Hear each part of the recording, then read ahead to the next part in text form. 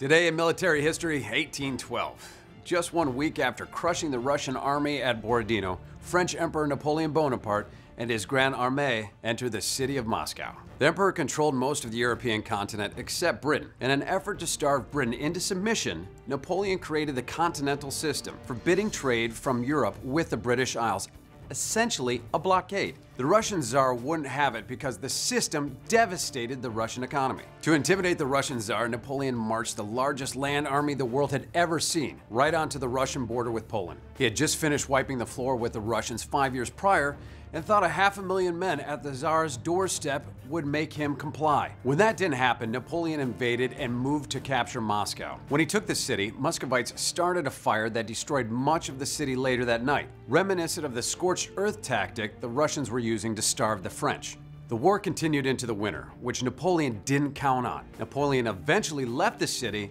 and left Russia, his army dwindling, freezing, starving, and harassed by those tricky Cossacks the whole way. Want to know what happened yesterday in military history? Click right here. Want to know what happened tomorrow? Make sure you subscribe.